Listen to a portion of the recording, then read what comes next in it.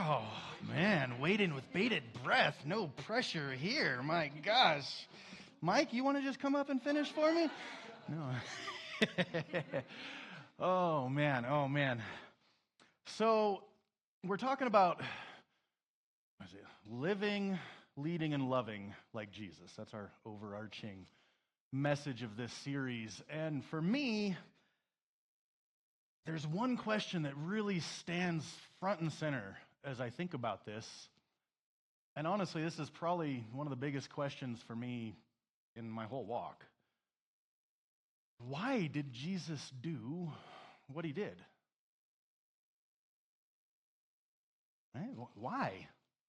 Because from my human perspective, it makes absolutely no sense at all. No sense at all. But the answer to this question is actually the key to me being able to shift from following the rules to just living like Jesus would live if he were me. See, because if I can start to understand, and I'm not saying I understand everything that Jesus does, but if I can just start to understand, and I can internalize that understanding, then I don't have to worry about following the rules.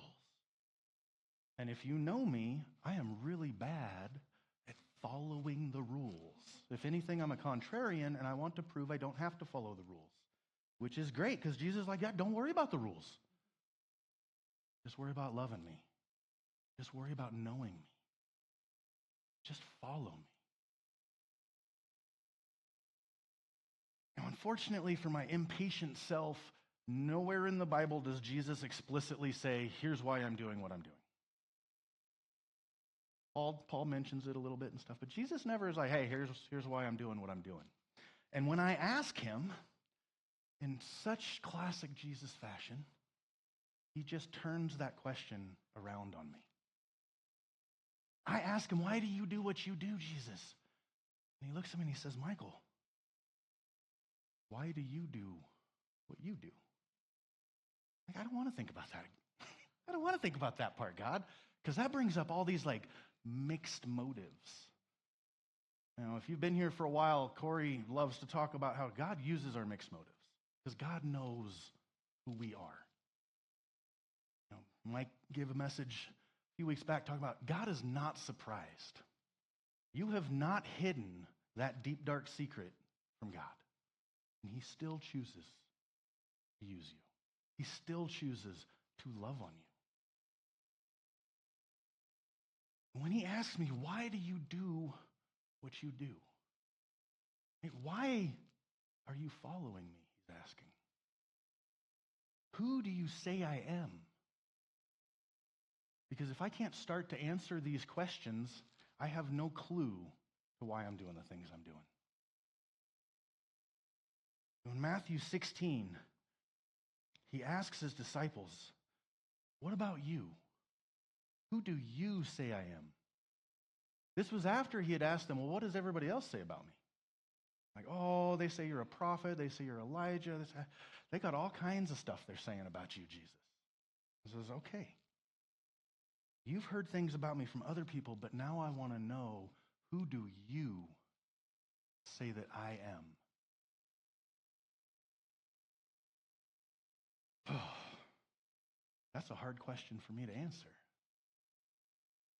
I'm not really sure who I think Jesus is.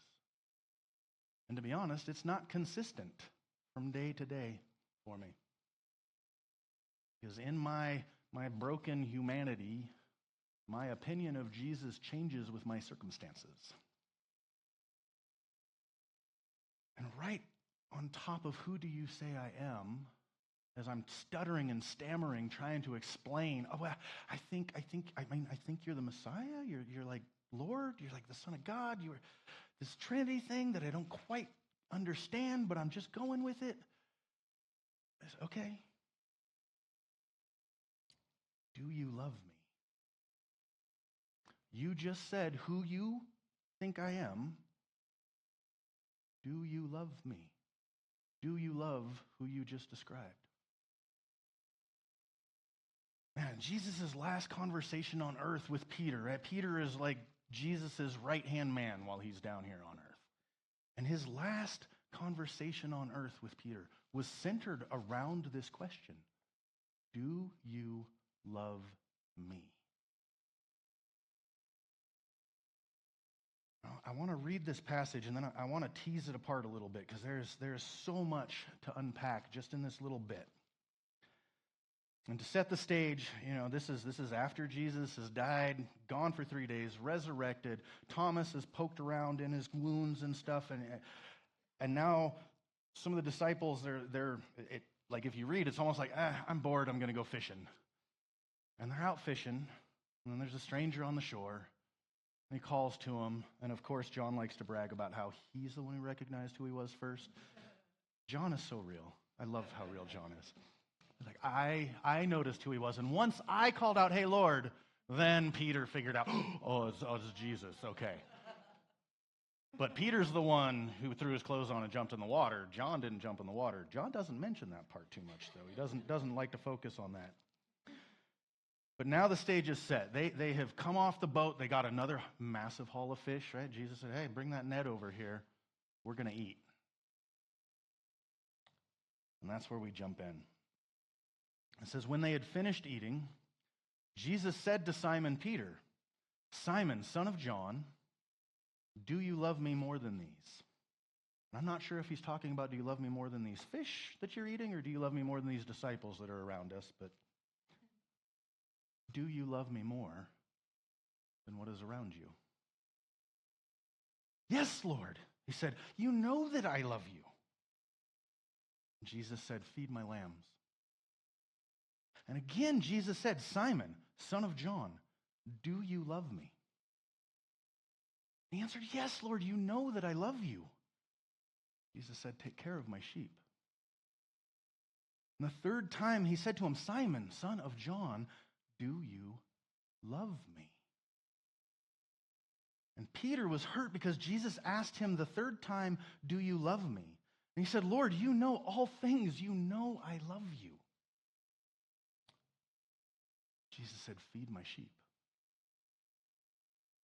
Now, there is an interesting undercurrent at play here in this little exchange between Peter and Jesus. See, right off the bat, one thing that stands out to me is Jesus is not calling Peter Peter anymore.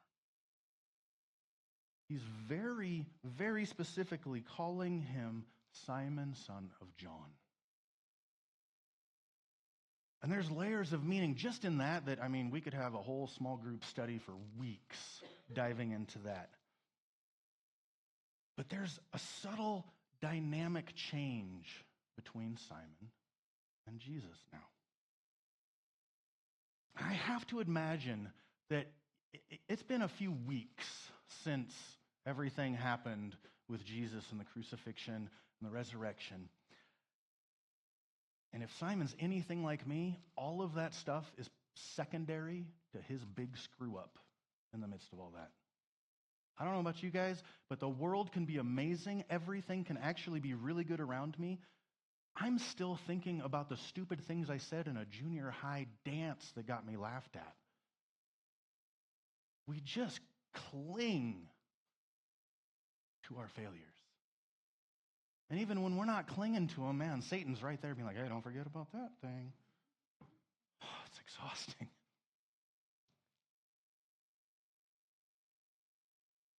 I just have to imagine that's probably still at the forefront of Simon's mind.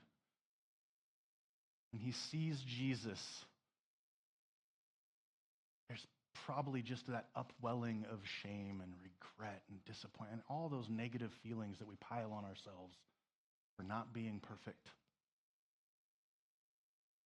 Simon did not act very rock-like when Jesus was being persecuted.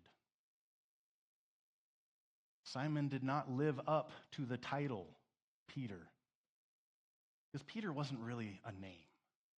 Peter was a title that he got. Imagine Jesus looking at you and telling you, you are the rock that I'm going to build this church on. Whew. Wow. Little did Simon know. Oh, yeah, they're going to call you the rock, but you ain't the rock.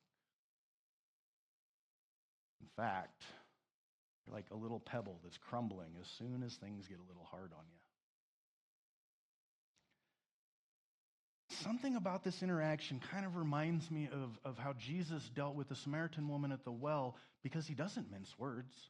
He doesn't shy away or make excuses for their failures. He has no problem being like, yeah, you're not with your husband. In fact, you seem to have a hard time sticking with any one husband.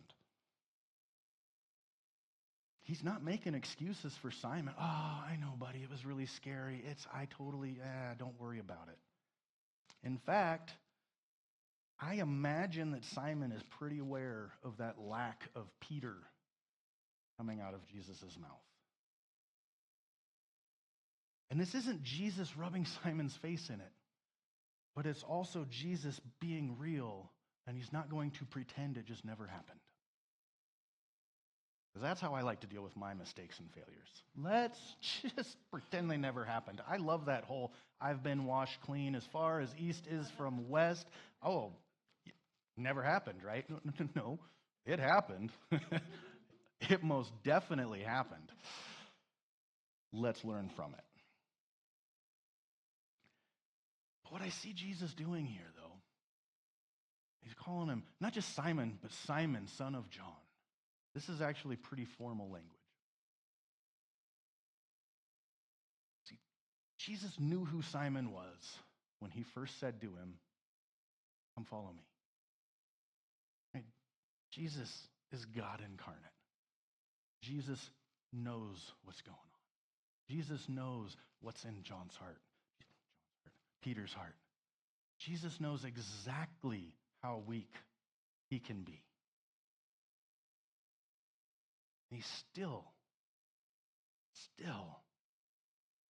says, you who I'm going to build my church on. And see, I think that this is to remind Simon that Jesus chose Simon to be his rock. He didn't choose Simon because he was the rock. He chose Simon because he knew that Jesus was Messiah. Not because of how perfectly he would serve Jesus. See, Jesus isn't asking Peter, the rock, these questions.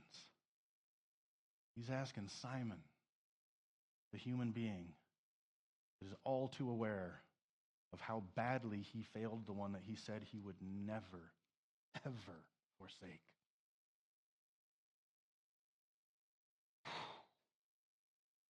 But he is still asking him, do you love me? Awesome. Feed my sheep. You still have the same commission that I gave you before you failed. And then if you dive a little deeper and actually start teasing out more meaning from the Greek, oh man, this whole thing just explodes with more meaning. Because our modern translations, right, they've got Peter and Jesus doing this back and forth, right? Do you love me? Yeah, I love you. Do you love me? Yeah, I love you. Do you love me? Yeah, I love you. It's like, okay, we get it. But in the actual conversation that Jesus and Peter were having, they were saying different words when they were saying, do you love me? Yeah, I love you. Do you love me? Yeah, I love you. The actual words they were saying, written down as what's called agape and phileo. Those are two Greek words that we just translate into love. Yeah, love, right? Our definition of love is so broad. It's just watered down. I mean, like, I love pizza. I do love pizza. I don't agape pizza, though. And the main thing to remember for the distinguishing parts between agape love and phileo love. See, agape love, like there's a lot of nuance here. Greek language, there's scholars that spend their entire lives teasing out more and more meaning from these words. But just surface level, agape love is unconditional love. If you don't remember anything else about agape love, just unconditional. The circumstances don't matter. The love is. Agape love simply exists because that is the love of God. And when we say God is love, this is the love we're talking about. God is agape love, unconditional love. Love that is love simply because that's what love is. It's this altruistic love that exists regardless of how you feel, regardless of the circumstances around you, regardless of how they're going to respond to it. I wasn't pointing at you specifically, anybody that thought I was. And then we've got phileo love. Right? Phileo, this is the root word where we get Philadelphia, the city of brotherly love. Phileo love is like brotherly affection, family affection. Phileo love, though, at its heart is affection, feelings, loyalty. It's conditional. It's pretty good, but we all know that there is something that can sour that brotherly love. There is something that make me go, I don't really love you anymore. Usually I say I don't like you anymore, but that means I don't phileo you anymore. And with that in mind, I want you to listen to this exchange again. Because Jesus asks, do you agape me? Do you love me unconditionally? And I think that Simon, also known as Peter, is still pretty caught up in his shame and failure. Because he can't seem to bring himself to say to Jesus, I agape you. He replied, I phileo you. I really like you, God. He says, yeah, but do you agape me? God, you know I phileo you. You know I think you are so awesome. You know I think you are amazing. Back of his head, though, it's probably like, and you know that when things get bad enough, I'm weak and I might run. Just can't bring himself. I want to agape you, God. I want to agape you. But God, if I'm honest, Jesus, I phileo you. I'm really good at following you when you're making me happy. It's really hard to follow you into the dark places. And now the third time when Jesus asks him, man, the grace of God. Okay. Do you really phileo me, though? And this is where it says, Peter's hurt. It makes so much more sense to me now because he sees that shift. And it's kind of like Jesus going, okay, I'm not going to push you too hard. But it's an acknowledgement. Like, you're not ready to commit to that agape love. And God's okay with that. Jesus understands our hang-ups, our hurts, our shortcomings, our failures. And while he has no problem pointing out that we're not perfect, he also has absolutely no problem meeting us exactly where we are. Okay, you might not agape me right now, but do you phileo me? You at least like me right now? Right? Like come on, I came back from the dead, got you guys another good haul of fish, cooked them, they taste pretty good. You like me right now, right? You at least like me right now. I can be honest. Yeah, God, I love you right now. Jesus, you are awesome. A few weeks ago, I wasn't saying the same things to him, at least in private.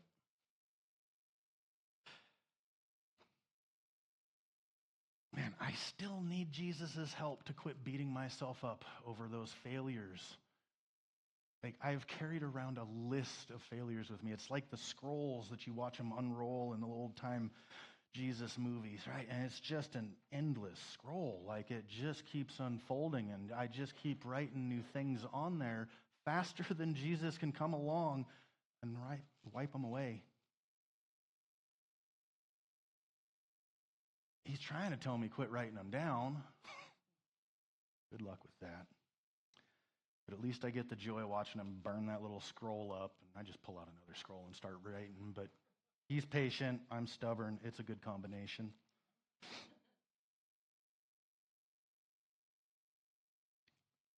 Within weeks of so undeniably failing, I'm just certain, because Peter seems pretty human, that failure was still pretty high up on his list.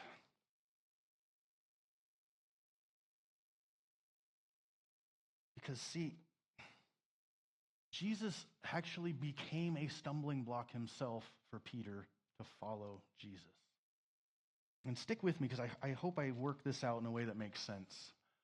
But I want to start with, let's go back to Jesus, when he bestows the title of Peter on Simon. And then I'll tease it out from there. See, and this is after Jesus asks him, "Who do you say I am?" And Peter got the right answer. Simon Peter answered, "You are the Messiah, the Son of the living God." And Jesus replied, "You are blessed, Simon, son of John, because my Father in heaven has revealed this to you. You did not learn this from any human being. And now I say to you that you are Peter," which means rock. "And upon this rock I will build my church, and all the powers of hell will not conquer it. And I will give you the keys to the kingdom of heaven. And whatever you forbid on earth will be forbidden in heaven. And whatever you permit on earth will be permitted in heaven." And then he sternly warned the disciples not to tell anyone that he was the Messiah. Peter's riding pretty high right now. Probably a little full of himself. I got the right answer. I love getting the right answer. Love getting the right answer. Feels so good.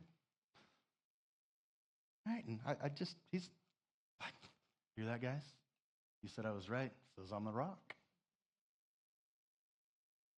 One chapter later, one paragraph later. Continue. From then on, Jesus began to tell his disciples plainly that it was necessary for him to go to Jerusalem, and that he would suffer many terrible things at the hands of the elders, the leading priests, and the teachers of religious law. He would be killed. But on the third day, he would be raised from the dead. But Peter took him aside and began to reprimand him. Didn't he just say, "You are the Messiah, Son of God"? But you know what? I'm going to reprimand you, God. I identify with Peter so well. "Heaven forbid, Lord, this will never happen to you." Jesus turned to Peter and said, "Get away from me, Satan." But I was just like disciple number 1. Now I'm Satan? Oh, you were a dangerous trap to me. You are seeing things merely from a human point of view, not from God's. Oh. There's a good chance that you are merely seeing things from a human point of view, not from God's. I mean, how many times have I found myself in this scenario where I'm flying high because I got some little attaboy, pat on the head, gold star, good job, buddy, that was the right answer, to, do I even know you? Do you even know me? Why would you say something like that? Right? I'm just so happy. Oh, God, you are the best. The Messiah. I am following the Son of God, God incarnate. Wait a minute. What did you just do, God? Did you really just forgive them? I don't know if I can follow somebody that seems so weak. So quick to judge God. I'm so quick to call him out for doing things in ways that I didn't think he should do it. Because, I mean, you just said I got the right answer, so that means I've got all the right answers, right, God? Right? Oof. Jesus does something that actually challenges me. Oh, man, when he does something that I don't like, I challenge him right back. Like, well, you shouldn't be like that. Well, I don't think you should be like that, God.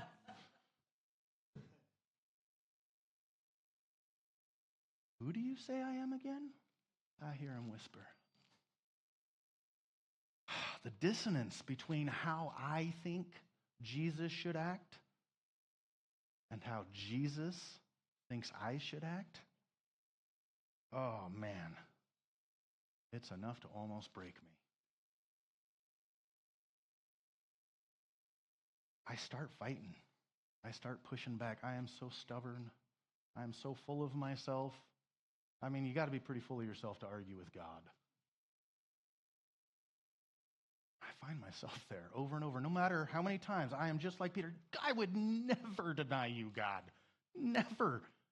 I love you, man. I would follow you to the death. Wait, what did you just ask me to do? Well, that's a pretty stupid idea, God. I think it would be much better if instead of asking me to suffer and serve, you just asked me to make lots of money and give some of it away to people. That sounds like a much better plan to me. And Jesus gently, or not so gently, serves me a slice or two of humble pie. He asks me, wait, who do you say I am? Do you love me?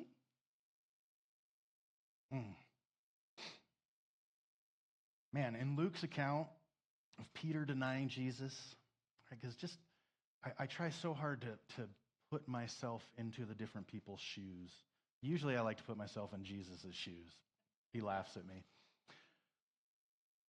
But I fit in Peter's shoes pretty well. Really, imagine yourself flying high thinking you're super disciple. And Jesus has told you, I'm telling you, before this day is over, you're not going to be such a super disciple. You're like, Jesus, come on, man, you know me. Look at all we've been through. And then Jesus is seized. And then seizing him, they led him away and took him into the house of the high priest. And Peter followed at a distance. And when some there had kindled a fire in the middle of the courtyard and had sat down together, Peter sat down with them. A servant girl saw him seated there in the firelight, looking at him. She looked closely at him and said, "This man was with him." But he denied it. "Woman, I don't know him," he said. A little later, someone else saw him and said, "Hey, you're also one of them." "Man, I am not," replied Peter. About an hour later, another asserted, "Certainly this fellow was with him, for he is Galilean." And Peter replied, "Man, I don't know what you're talking about." Just as he was speaking, the rooster crowed. The Lord turned and looked straight at Peter. And then Peter remembered the word the Lord had spoken to him. "Before the rooster crows today, you will disown me 3 times. And he went out and wept bitterly. Oof. It's bad enough when I disappoint someone. It's bad enough when I have to wrestle with my failures. But when I have to look at the person that I hurt because of my screw-ups,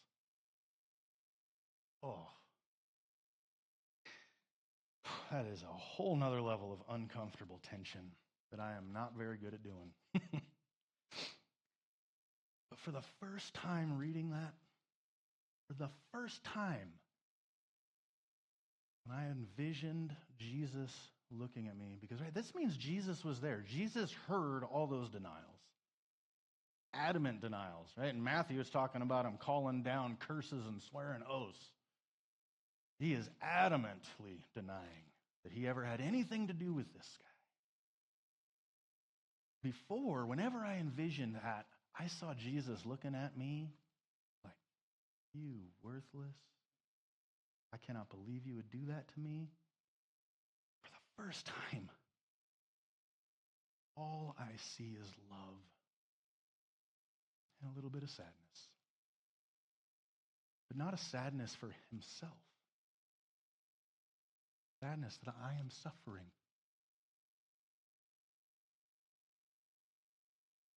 Even at the peak of Jesus being denied by Peter, he looked at him. He didn't call him out. Didn't condemn him. Guarantee you he looked at him with a love that we cannot comprehend. Because it is that agape love. It is unconditional. And Peter put him to the test. I put him to the test. You sure you love me now, God? See what I just did? Just looks at me and says, yeah. I love you. It doesn't matter what you did. Being the human that I am, I can't believe that. I don't believe that. I feel all good, and I'm like riding cloud 9 until the next screw up, and I'm like, okay, that's got to be the one. That's got to be the one that makes you turn your back on me. And that's where the sadness comes in. On Jesus' part, how could you possibly believe that I would turn my back on you? Nothing can separate you from my love, he says. See, God, you made us wrong. I shouldn't have snot coming out of my nose right now because I'm crying. I'm telling you. What would you do if somebody that was your right-hand man, that was your go-to confidant, just stabbed you in the back? I can tell you what I would not do. I would not put him in charge of everything. Not what I would do. Like, I know you just failed me. You just totally betrayed me, did everything that I told you not to do. Let me give you power attorney over everything. No. If I was feeling nice and merciful, it'd be like, hey, look, you'd be glad I didn't kick you to the curb. Here's the worst job that we've got. Prove yourself to me all over again. But prove yourself harder, better. That's my response. It's such a good thing I am not in charge. That is exactly what Jesus does to Simon Bar-Jonah, Simon, son of John. Simon, the simple fisherman that answered the call when Jesus said, come, follow me. I'd like to wrap this up looking at how Jesus wrapped things up with Simon. After the do you love me exchange,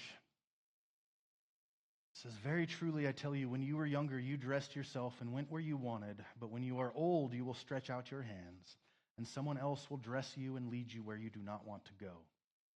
Jesus said this to indicate the kind of death by which Peter would glorify God. Then he said to him, follow me. Peter turned and saw that the disciple whom Jesus loved was following them. Good old John. This is the one who had leaned back against Jesus at the supper and had said, Lord, who is going to betray you? When Peter saw him, he asked, Lord, what about him? And Jesus answered, if I want him to remain alive until I return, what is that to you? You must follow me. Because of this, the rumor spread among the believers that the disciple would not die. But Jesus did not say that he would not die. He only said, if I want him to remain alive until I return, what is that to you? That's such human writing there. I mean, I don't know about you guys, but I can see myself hanging out with Jesus, but yeah, but Jesus, what about them? Kind of a little insane. It's not fair. Jesus, quit worrying about them. This is the disciple who testifies to these things and who wrote them down. We know that his testimony is true.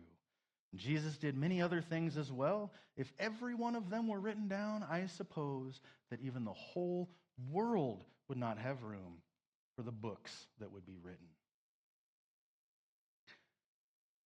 Did you catch the last words to Peter? They're the same words that started it all between Peter and Jesus. Brought him right back to the beginning. Not a command, but an invitation. Follow me. We see the cycle of the seasons of our walk with Jesus come full circle.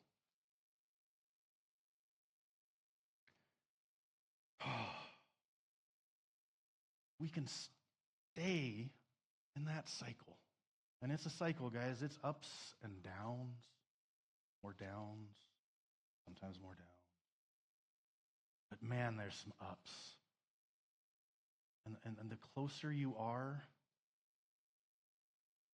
the higher, the better, the more just glory is in the ups, and the less the downs matter.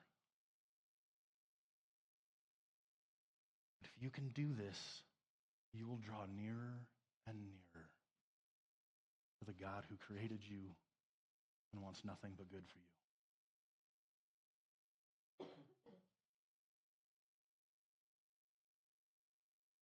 We have our kind of 3 tenets there. Be with Jesus, study Jesus, and be like Jesus. That's the roadmap to following Jesus.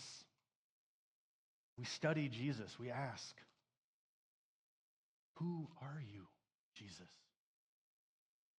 And he turns it on us and says, who do you say I am? Who am I to you? I don't care what the other people say. I've heard it all. Who am I to you? Who do you say I am? Study Jesus. Then he asks, do you love me?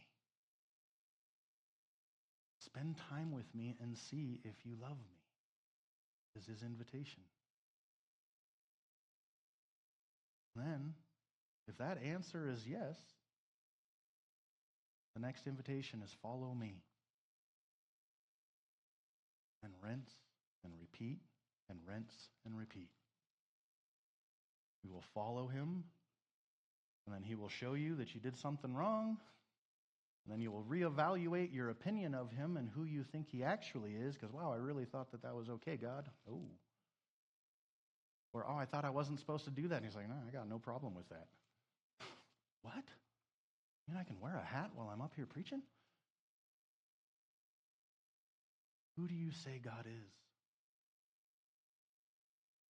What is motivating you to follow him? Why do you want to be like him? I cannot answer those questions for you. But I can encourage you to sit with those over and over again. And with that, I'd like to invite the worship team up, prayer team up. Would you guys join us in some worship? If you got anything that's weighing on you, come up for prayer. If you've got anything that is just bursting forth with joy, come up and pray. We like to pray for good stuff too. But other than that, pray with me now. Let's sit in some worship. Oh, Jesus. Please give me ears to hear who you say I am, and eyes to see who you really are, and a heart that loves you in all of it. God, I pray for your Spirit to move in this place. Push out the fear and the uncertainty and replace it with that peace that doesn't make any sense. Let us rest at your feet, God. Let us be confident in your love and that it is like nothing we have ever experienced before. Give us a glimpse of that agape love, God. Oh, to truly know unconditional love, God. That's what it means to know you. God, may we reflect that into the world around us. God, may we draw so close to you that we are lost in your glory. The good, the bad, all of us just completely outshined by your glory. I am so grateful for you, Lord. I pray your blessings on people listening, God. May they get even a hint of the joy that you have given me in my life. Oh, so good, God. Lord, I pray that this time of praise we're coming into is just a joyful noise in your ears. God, I wish that what we do brings a smile to your face. And Lord, I ask for your comfort when you know that we need it. Lord, we love you. We praise you.